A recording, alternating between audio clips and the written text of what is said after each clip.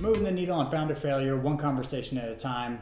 I'm your host, Lucas Poles, and welcome to Startup 2.0 by Spark XYZ. Join us each week as we give you access to some of the top investors and entrepreneurs around the country to help you think through and overcome some of the top challenges that startups face. I think there's no better place in the country to be investing than Los Angeles. What is the problem that you're solving and for who?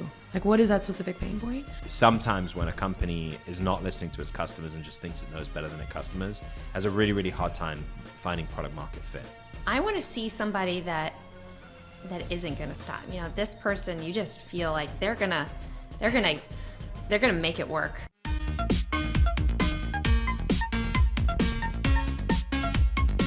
Big heartfelt thank you to Brex, who without their support, this show would not be possible. We've seen firsthand the difficulties accessing basic corporate credit without providing a security deposit or personal guarantee early on.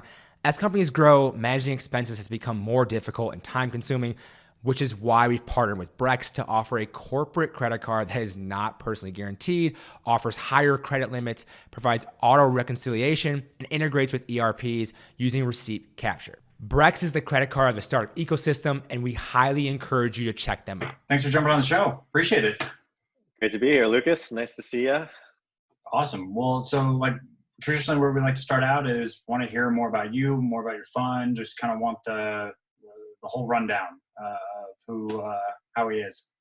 Oh man, how far back you want to go? Let's get pretty. I didn't know this was a therapy session. I like it though. I'll just expose myself to the world through your show.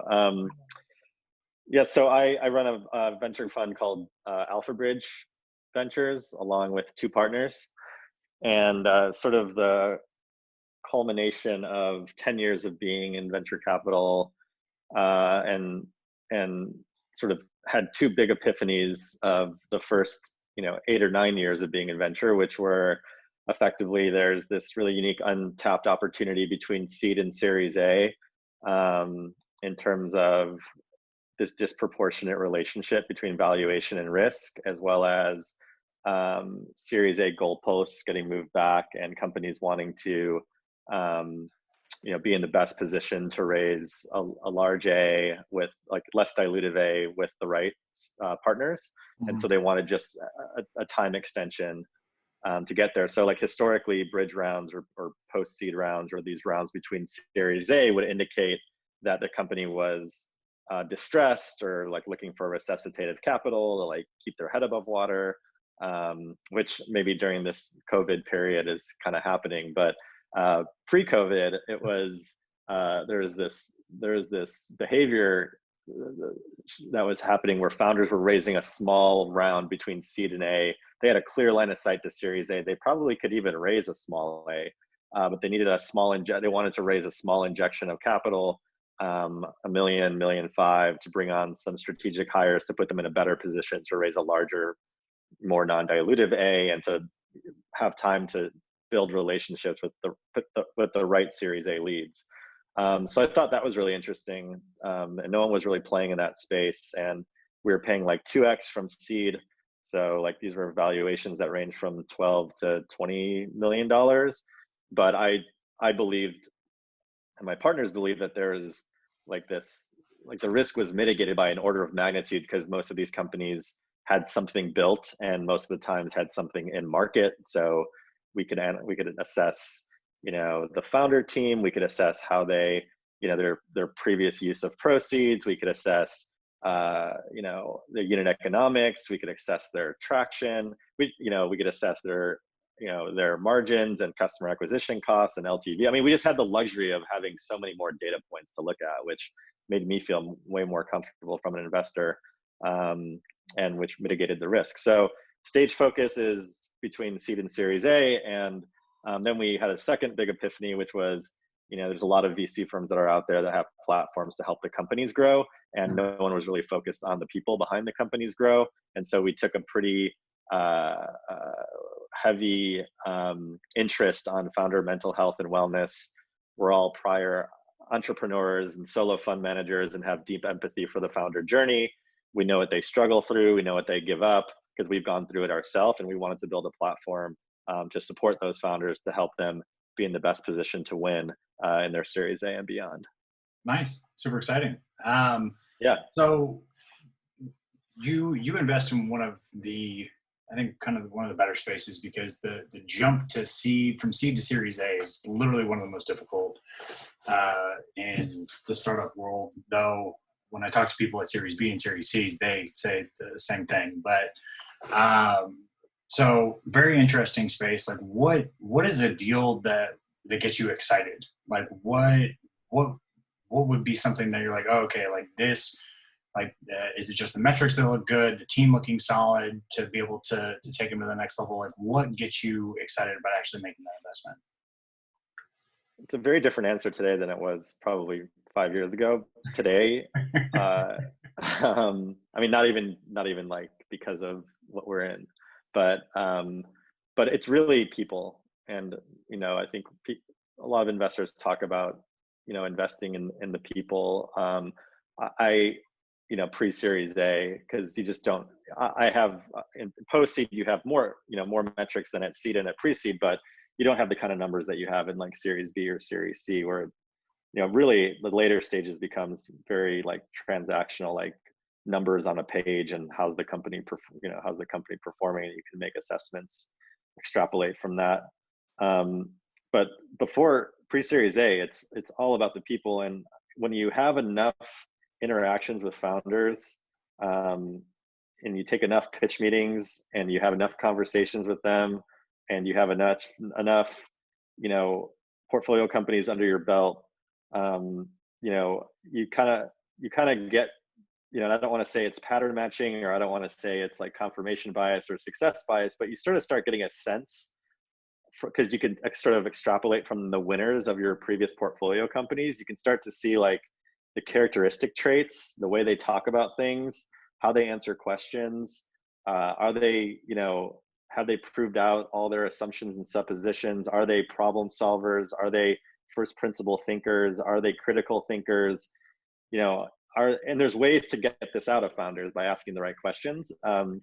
But you just start getting a sense of like kind of who knows what they're talking about and have done like extensive research in the space, and then B, are they executors and are they leaders? Not just executors, but are they going to be able to lead and sell and create a culture that's going to attract and retain top level talent? And you just kind of get a sense about people on and of course we look at the idea and we look at the market and we got to get excited about that, but 80% of it is people. That's what like makes me run towards a company, is if I get a sense about a person where it's like, wow, this person feels like someone I want to put my money behind and partner with. Not just put my money behind, but also partner with and help them, build whatever they're building, get them to the next level. Awesome. So you touched on a little bit. We are in post-COVID world. So has your investment strategy changed at all? Call it January versus now, or even like Q4 of last year versus now? We had the luxury of closing our fund on January 31st of this year. Congratulations. So thank you. I wish I could say I was like, an oracle that could have predicted all this was going to happen, but we just got lucky.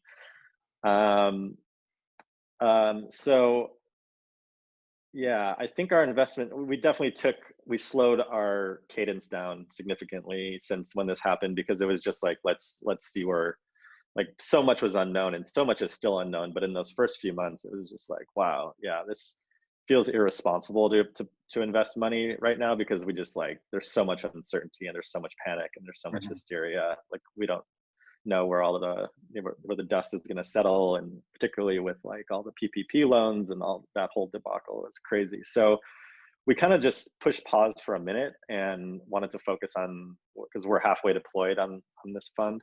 We wanted to focus on attending to the needs of all of our current portfolio companies and not necessarily looking for new deals. There were some follow-on deals within our portfolio that we participated in. So it was mostly internal deals. But now I think moving forward, we have dry powder and we're excited to put that money to work. And historically speaking, down markets are some of the best times to invest in companies. And I think the top talent rises to the top, or like the cream rises to the top. And or a better analogy is like when the tide comes out, you know, like you see a bunch of people that are naked, but some people are wearing like really awesome bathing suits. And so I want to, you know, find the people who are wearing awesome bathing suits. And so we're proactively looking, and I invest primarily in consumer. So it's actually kind of a great time. You know, when we talk about essential services and essential products, you know, that's where I typically was investing before essential. That word essential became so in vogue with COVID. I like to invest in things that people, you know, use on a daily basis. And when a pandemic comes, it sort of exemplifies which products and services people really need and are essential. And so, you know, I think I'm excited to continue putting money to work in that consumer CPG, direct-to-consumer, e-commerce subscription model sector as we sort of see behavioral shifts happen through COVID. And I'm looking at a handful of deals right now in that space. And then my partner Jake is doing more on the frontier tech side, so more AI, kind of biotech, aerospace, deeper tech kind of stuff. And a lot of those companies are mostly doing, where we invest, are mostly still doing product development, or, you know, they have a high bar of scientific or technological, you know, they're basically working on, you know, figuring out how to technological and scientific complexity that they're trying to figure out before they go to market. And so what's happening with COVID is kind of, those companies are also kind of insulated from what's happening in the world right now. So I think like we're not really differentiating from our original plan. The cadence slowed down for a couple months, but now over the past 3 weeks, we have I would say 10 or 15 deals in our pipeline that we're taking a serious look at between consumer and frontier tech. Awesome. Oh, super exciting. So you just closed on your fund in January. I don't think that a lot of entrepreneurs truly understand the challenges that venture capitalists go through to actually raise a fund and close it and go through the entire process. So walk us through a little bit of like kind of how that went and how long it took, and how many meetings maybe you had to have, just kind of run through some of it to give them a better understanding that they're not the only ones that are having to go out and fundraise. Yeah, we are not at that point where money is growing on trees for us, or that people are throwing money our way. I'm very excited to get to that point, that inflection point of, you know, changing LP's fear into fear of missing out. That's the goal. That is the goal, everyone. And so we're on our way, but, you know, for this fund, it was, you know, it's not the most fun part of the job, but it's a necessary part of the job. And, you know, you really have to believe in what you're doing, and you have to have thick skin, and, you know, when like the rejection rate that you get is not an indication of like, you know, what you're doing isn't going to be beneficial for the world, or what you're doing is stupid, or what you're doing doesn't make sense. It's just, you know, not the right fit for some people. And there's a plethora of reasons why it's not the right fit for a particular investor that you can't take personally.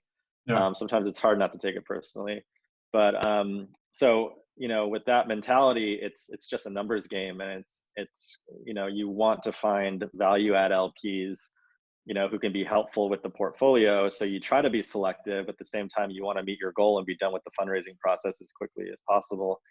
So there's a balance, but it's mostly taking, I mean, we took, I don't know, I'd have to look at my CRM, but I don't know, probably 1,000 intros, over 1,000 intros for sure. I would say it's over 500 to 700 meetings, and you know, that got us probably 70 LPs, 60 or 70 LPs, something like that. Wow. Yeah.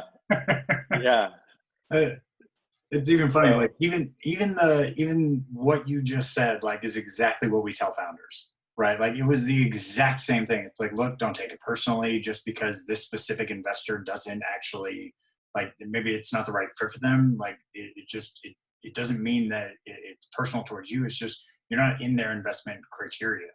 Like Right. it's wild. Like, I don't think entrepreneurs understand. Or there's a lot of reasons. It's not just yeah, in your investment. Like they may have woke up on the wrong side of the bed that day. yeah, Or their wife may have left them that day, or their husband, or like who knows yeah. what the reason is, but you just got to you just got to really have your sight set on your goal.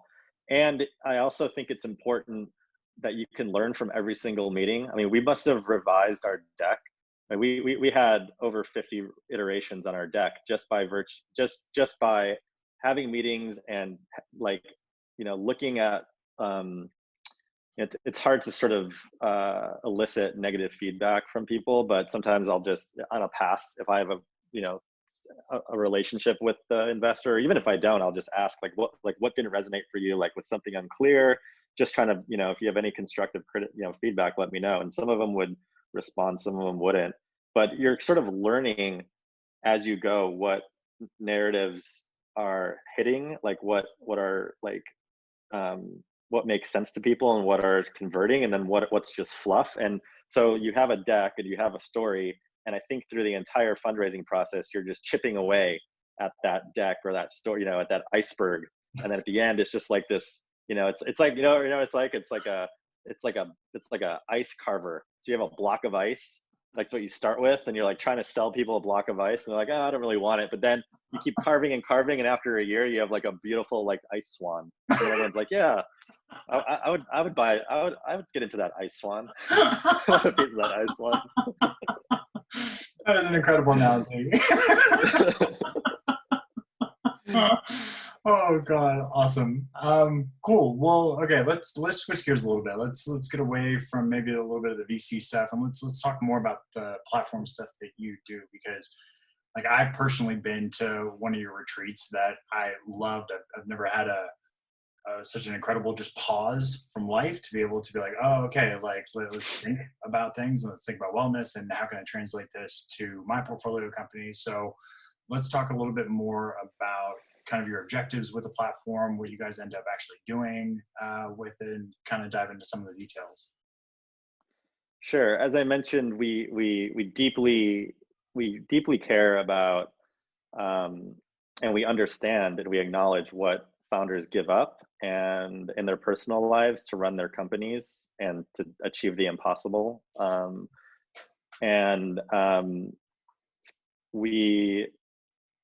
We wanted to do something about it. We wanted to acknowledge it and then actually do something about it, and then put our money where our mouth is and pay for services. So what that looks like, is, founders, it's a very lonely, isolating life for founders, and there's a lot of sacrifices that are made across their emotional, mental, and physical health.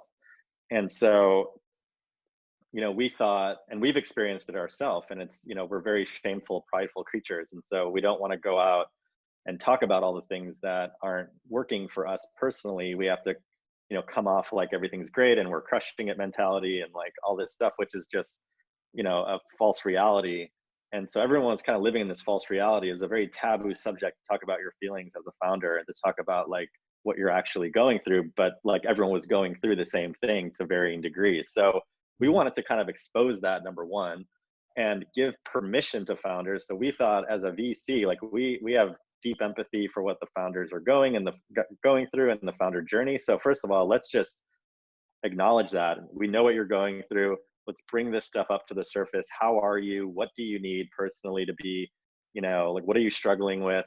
And so we built a program called Atlas, which is effectively our service platform and our operating model and our core value proposition of the fund, to create a safe environment and a confidential environment for founders to address all of these issues, to talk about it with a coach or a therapist.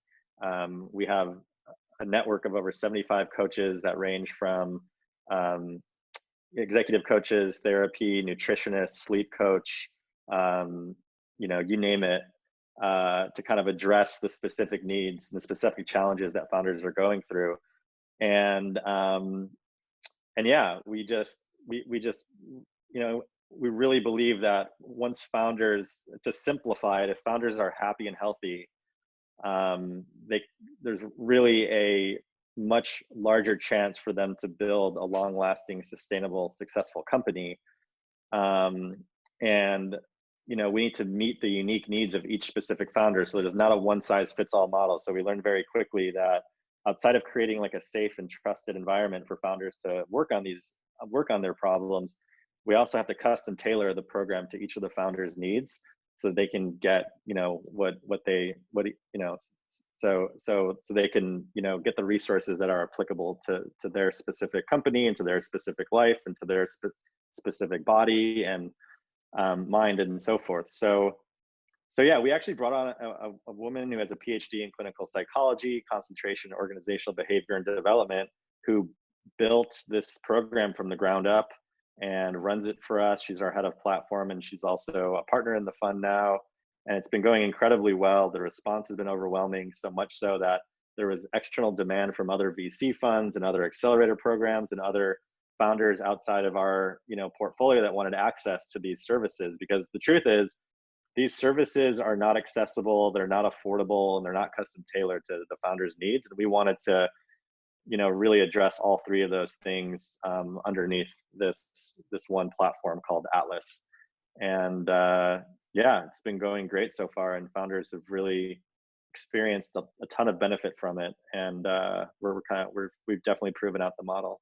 No, it's exciting. And in all honesty, I'm sure that it is hyper relevant right now for the founders being stuck in quarantine, possibly. I'm sure it can shift your mindset a lot, not being able to interact the same way possibly with your team if you weren't already working remotely before. So I feel like that's a very important tool to have in your tool belt for helping the founders going forward. Oh, for sure. And outside of just like one-on-one coaching with the founders, oh, and by the way, we subsidize the cost for the first year. So we're like literally putting our money where our mouth is. This isn't just lip service. Like we want the founders to get sort of like really reap the benefits of, we just think it's so important. And we're starting to see, there's like data that supports this as well. Studies that have been done that like people problems are like most of the problems that kill companies post like Series A. Yeah. So like let's get out ahead of that as early as possible. But yeah, so we're doing a lot of groups now. We have like this group offering that we launched for COVID. That's kind of more of like a one-to-many solution. So instead of one-on-one coaching, like we'll get a group of founders together. We've actually extended this. I think you came to our event. We did this with VCs. And now we're offering it to executives as well as employees at companies. We'll put you in a group with,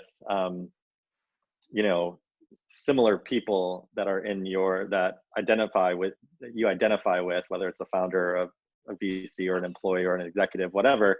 And it's an online group, and it's facilitated by a coach. And you meet once a week for 3 to 6 months or something like that. And it's been incredibly powerful to just be in that space with other people who are going through the same thing you are. And again, to feel safe and trusted and confidential to talk about what you're feeling. And then to know that there's 6 or 7 other people in the room who are, agreeing, like nodding their heads while you talk, because they're feeling the same things you are, or experience the same things you are to varying degrees. And it's super powerful, and it builds trust, and it builds just an incredible camaraderie, and you're sort of sharing your misery together in a really constructive way. So we've been we launched that at the beginning of COVID, and it's been going pretty well.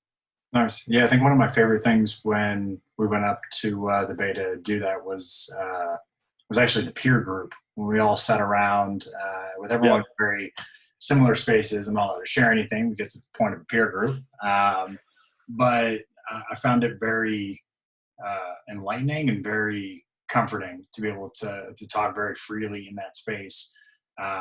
Whereas typically founders and VCs, like, we're very guarded with a lot of the stuff that we end up talking about. And so being able to have that conversation, I think, I think it helped a lot, especially for a lot of the people in the room. So definitely kudos for that. Yeah, totally. Yeah, that's what we're doing. We're calling them inner growth groups, but they're essentially the same thing as a peer group. Nice, cool. So you touched on a little bit. Let's dive into it a little bit deeper. So you talked about that people problems is definitely one of the large reasons why startups end up failing. Let's dive into that. And let's dive into like some of the other reasons that the startups at your particular stage end up failing or not executing properly. Sure. So on the people problem front, I mean, Noam Wasserman conducted a study.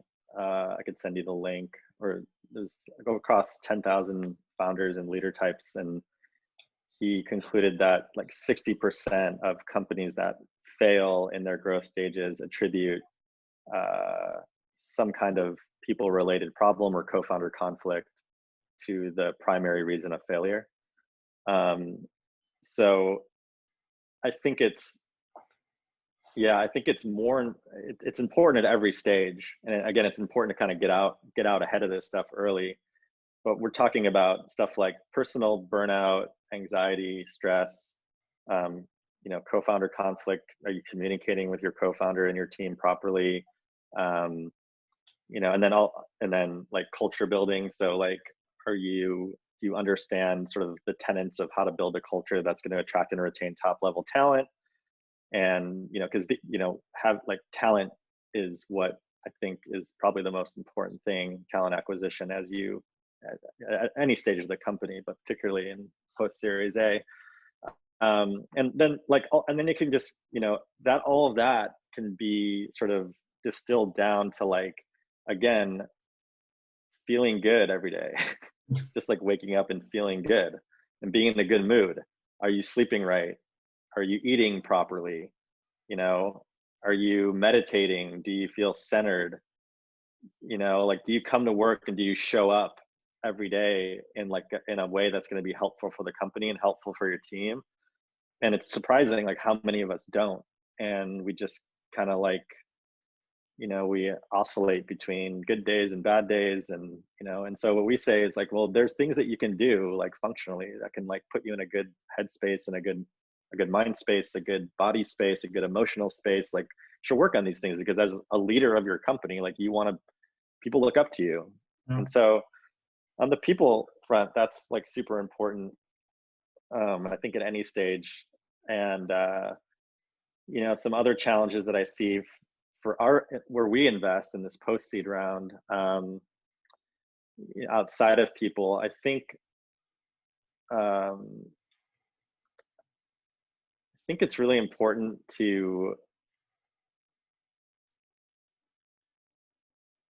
make sure that you're building something that, I guess there's some like first principle stuff here, but it's surprising to me how many companies are built without like proving like out the assumptions that this is meeting the unique needs of your customer and this is something that like customers want.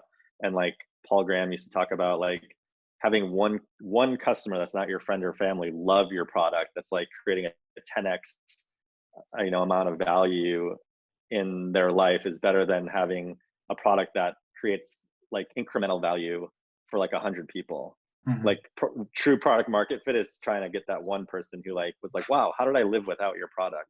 Yeah. And so I think it's really important for founders to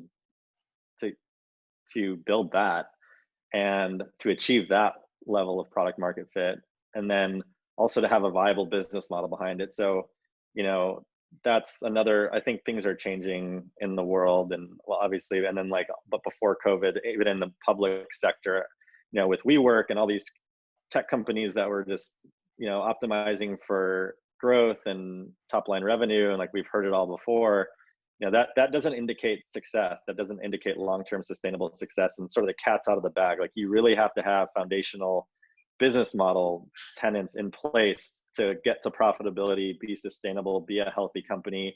Of course, once you get there, then you can apply and like you show the market that you can get there, then you can use those profits for R&D. You don't necessarily need to use them to maximize, profit, like a shareholder wealth and profit, shares in the profit to the shares. But I think it's important to at least show that you're thinking along those lines of, you can turn on and off certain things, but you have a robust business model in place that you aren't dependent on raising like subsidized capital for the rest of your life just to like keep up. Like you actually you'd be fine without raising any more capital and just, work within the margins that you have.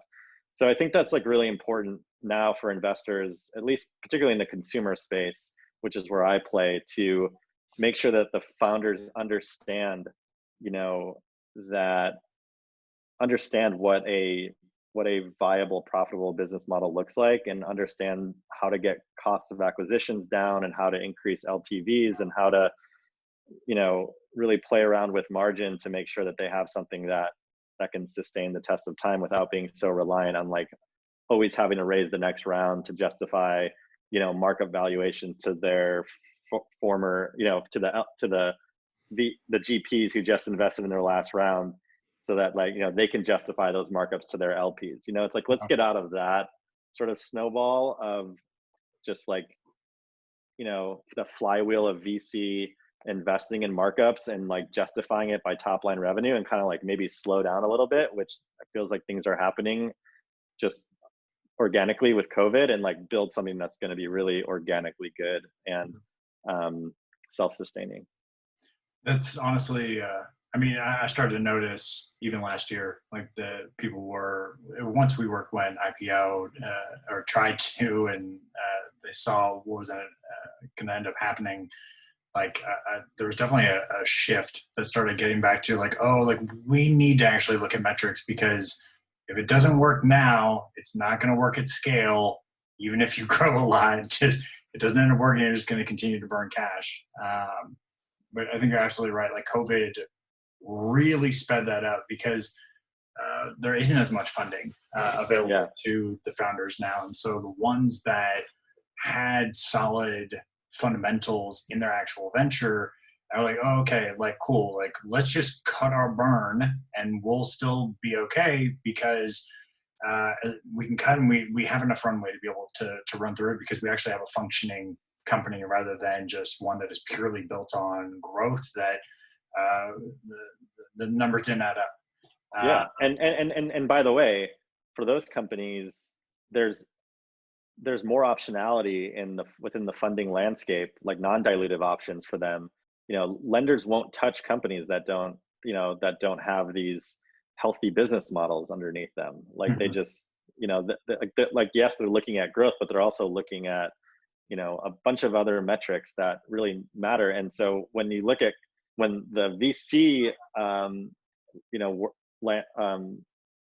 when VC dollars dry up, or VCs are apprehensive to invest because you're in a global pandemic, you have to look other places. Again, I'm probably just speaking in the consumer space because that's what I'm most familiar with. You have optionality. You can look at other places for inventory financing, for revenue-based financing, debt. If you have a healthy business model in place, you're much more likely to be able to attract those types of non-dilutive financing channels. Yeah, 100% agree. Awesome. So let's talk a little bit more about specifically for you, like just to give a bird's eye view for the founders, like what does your due diligence process kind of look like? I know it's going to be probably a lot different than someone at pre-seed or someone that's at Series B, right? So yeah, what is it? What does it kind of consist of? What are some of the things that you look for? Like, let's kind of dive into it, and then we'll start diving into right after that more of some of the red flags that you instantly see. I mean, obviously metrics not working would be one of them, but we'll dive into red flags right after. Sure. So I have an initial call with a founder for 30 minutes. And that's really just, that's like, for lack of a better term, like, does this founder pass the sniff test? Yeah. Or does the bullshit meter, or is the bullshit meter going off? So it's just like an initial call. Just like, let's just have a conversation. Like, hey, I'm Howie. This is what my fund does. Who are you? What does your company do? And I'll look at a deck. Sorry, step before that is I'll get to all of our deals are 95% of our deals are referred into us. Mm-hmm. So I'll look at a deck before I get on a call. And if the deck is interesting, if it's a space I'm excited about, the deck actually does matter, even though most people don't read decks, and I have data to support that from my own personal data, but also talking to founders. But we skim decks, and actually you can learn a lot just by skimming a deck. So make sure your deck looks good, and make sure it's like 10 to 15 slides, no more, and make sure it tells like a clear and concise story and there's no fluff. And again, it's going to be iterative, but like, make sure it's designed properly, make sure there's no typos or grammar. I'm like a grammar Nazi. So like, just, it's the first impression, So like, if you're on one of these dating sites, your pictures are your first impression. You're going to put your best pictures up, right? At least you should. Although don't put pictures up from 10 years ago, because like that whole, over promise, under deliver thing never works. So deck then leads to a 30-minute conversation, which then leads to me bringing up the deal up in our deal flow scrum that we do with the full team every week. And so we have 3 partners and we have 2 associates. And we kind of believe in conviction over consensus to a lot of degree, to some degree, because I'm doing consumer, my partner's doing frontier tech. It's 2 worlds we don't really know about, and then like the associates and our third partner kind of dabble between the 2. But you kind of have to pitch why this deal is in the pending category of our CRM. And we have different sections of our CRM because we want to track all deals. So even the deals we don't even get to a first call with, we want to track everything. So for our pending deals, like, all right, what are you excited about for this deal? And you have to kind of pitch it to the team, and then the team, will ask you some questions just based, and anecdotally, what, you can talk about the market, you can talk about whatever, remember, you only had a 30-minute call with this founder. But then if, the team sees that, you have to have some conviction to bring it up to the team. And then the team like starts to understand why you're at least marginally excited about it. And then the next step is we send questions to the founder over email. So anywhere from 10 to 15 questions. And we say, digest these questions. These are all the questions that we have for, your company and things that are unclear in the deck and so forth. And then you can either respond to those questions in line, like through an email, or you can respond to them when we jump on a call. Like, let's set up a call for next week, and you'll get on the call with the full team, and we'll go through the questions, and you give us a little presentation if you want. So then we have that full team call, and then after that call, we get a fairly good sense on, sort of, we're probably like rounding second at that point. Like we get a pretty good sense on if this is something we want to continue with, or if it's clear that it's just not a fit for us. If we want to continue with it, we then, there's probably one more round of questions, like 5 to 7 questions that are aimed to clarify what, from the last call. And in addition to that, we have one of our partners, Carrie, who runs the Atlas program. We have her set up a separate call for 30 minutes to understand team dynamics, which is really important for us. To understand, how the people are, are there any, issues with the team that we need to be worried about? So yeah, and then if we pass, we typically send like we really pride ourselves on not just saying, hey, it's not a fit, thanks, good luck. It's more like, hey, here are the reasons why we passed. This is meant to be constructive. We think what you guys are doing are great. We'd love to cheerlead from the sideline, but it's not a fit for us, and here's why. And it's typically, a page and a half of constructive feedback on like why, some of the problems that we saw, some of the things that, and why it just wasn't a fit. So we've gotten really great feedback from founders on that being like a really helpful document for them to look at. Because I guess a lot of VC funds don't. Again, it's really hard to elicit negative feedback from anyone. It's really, if you can get negative and constructive feedback on anything that you're doing, like I wish I could do that continuously in my life every day to know how to just be better or how I come off socially, professionally, whatever. So that's been something that we've implemented that is resonated really well with the founders. And yeah, then that's basically our process. The whole thing takes 2 weeks. We typically come back with a yes or no, definitive yes or no, and then we get them onboarded shortly thereafter. That's awesome. I really like, and I'm torn on it a lot of the time. I really like that you give the actual feedback back to the founders, because even when I jumped into this industry, like I started for the people that requested it, obviously they're like, hey, like give me like everything. I want to hear it. Like I would run through the things that I saw to give them specific feedback on it. And I feel like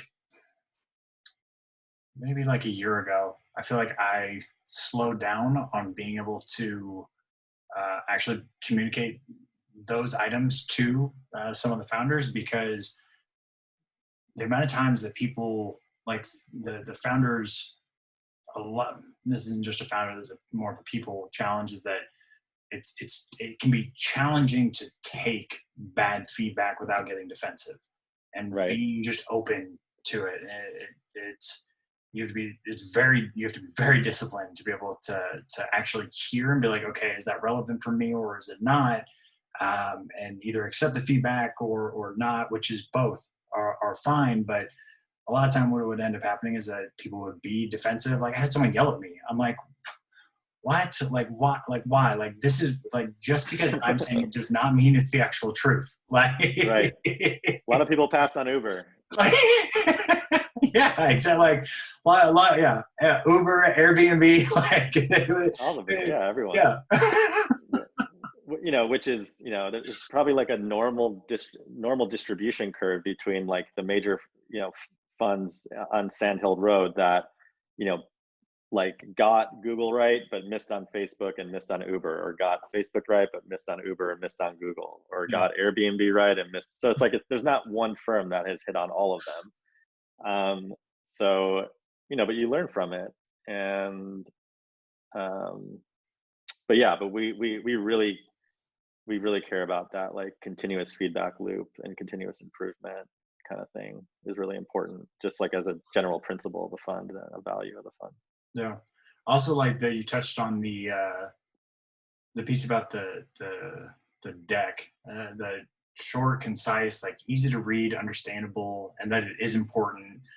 Is not the deck never closes a deal, but the point of the deck is to get you the appointment, right? Yeah. I don't think a lot of founders understand. It's like, look, like your goal is to get in and have a conversation with me, and if you can do that, it's a totally different aspect. And we're going to talk like humans. We're going to have a good conversation, and we're going to talk through what you're actually working on. But I feel like they think that if they can perfect the perfect deck and send it, that then that specific deck will lead specifically to the actual funding. No, it piques my interest, and it's a means to an end to a phone call, which is what you want. You want to get to as many phone calls as possible. And again, me being in the consumer space, and I care about, you know, design, and I care about packaging, and I care about, you know, do they have an ability to sell this product? You know, that's like core to the business. It's like building something people want that meet the unique needs of your customer, and like, can you tell a story, and can you get people excited about it? Well, the deck can inform me right off the bat on if they can achieve that, if they have a selling mentality, if they have a design eye, if it's something that's compelling. Like the deck is my first foray into their world, and its first impressions are everything, you know, like that really matters. It does. I don't even think that I remember talking with a founder, and they don't even realize, like, so I usually read decks at like 6 or 7 in the morning, or like super late at night. Like that's just kind of when I generally have time to be able to actually end up reading decks. And I remember someone sent me a deck that was neon red, and like having my phone open, like one of the first things I'm looking at in the morning, like my eyes aren't barely open, but I'm going through and I'm reading the deck, and to just have that mean, like neon red just blast me in the face. I'm just like, I don't even know what you do, but I'm unhappy with you. Yeah, you've like offended me in my bed, and I want to kick you out of my bed and never talk to you again. Design absolutely. You want to do whatever you can to like not to not make investors feel that way. You want to grab their attention, but that's a very nuanced thing. Oh God, awesome, cool. Well, some final thoughts. Where do people? How do people typically reach you? How do they find you online, website, all that kind of fun stuff? Yeah, we're Alpha Bridge, although Alpha Bridge Ventures, so thepitch.vc, and then our integrative leadership program is called atlasq.com.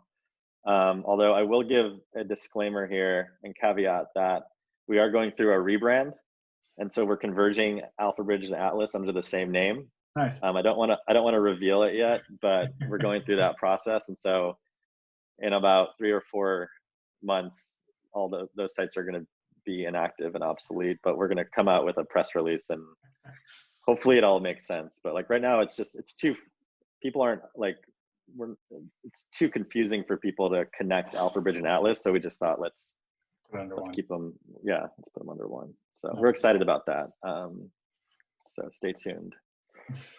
Awesome. Well, looking forward to the developments, and again, thank you for coming on the show and sharing your knowledge.